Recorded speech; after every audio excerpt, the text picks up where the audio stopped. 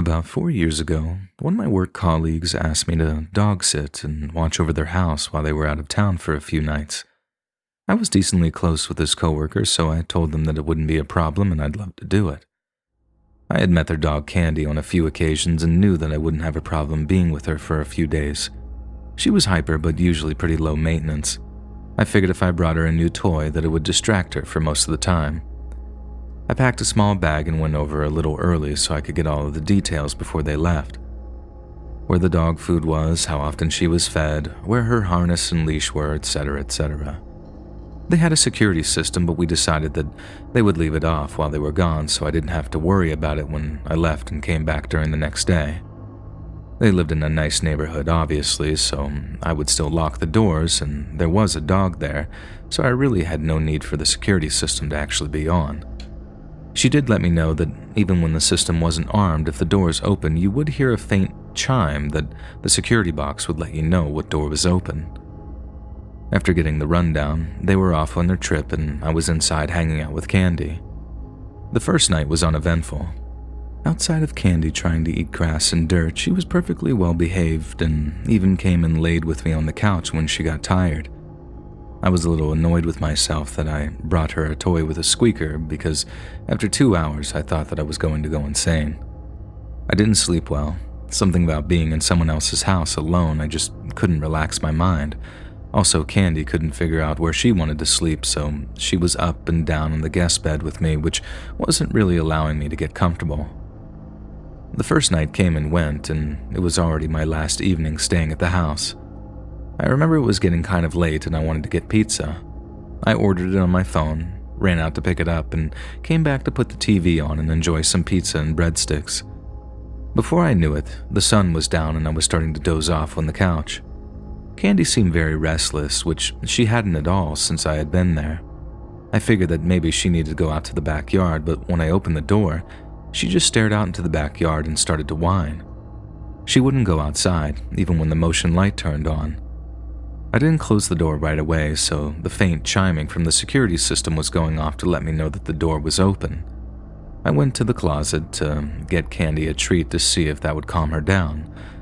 I moved her harness and leash out of the way and got her a treat, which she looked very excited about, and her tail was wagging like crazy. I realized that it was because she heard the jingling from her leash that she wanted to go on a walk.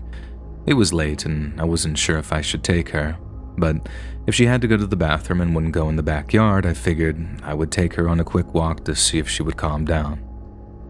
I almost fell down the stairs trying to lock the front door while she was pulling me in the opposite direction.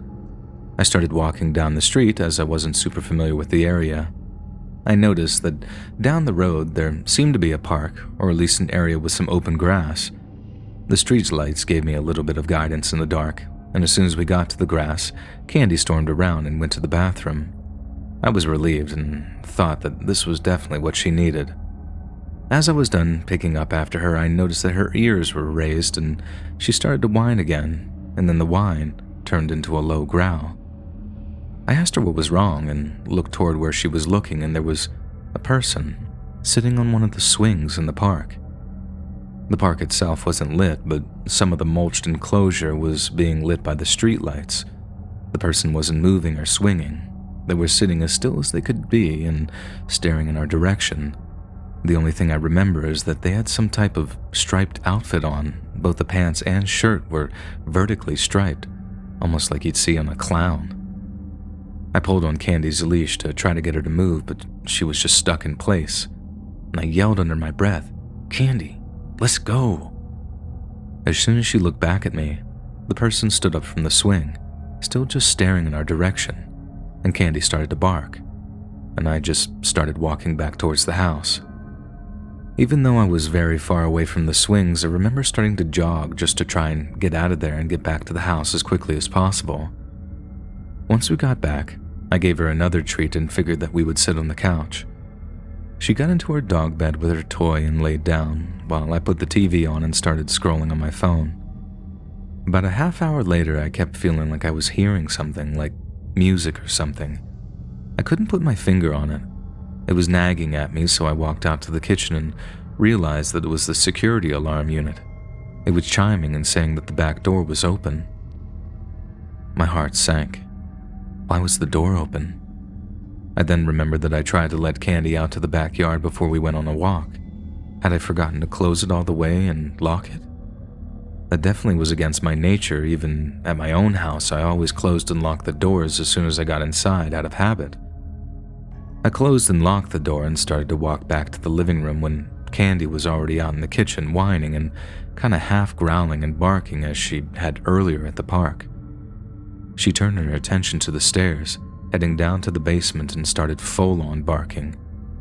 As I tried to calm her down, I noticed that the light switch to the basement didn't seem to be working, or at least the switch wasn't turning a light on to the basement at all.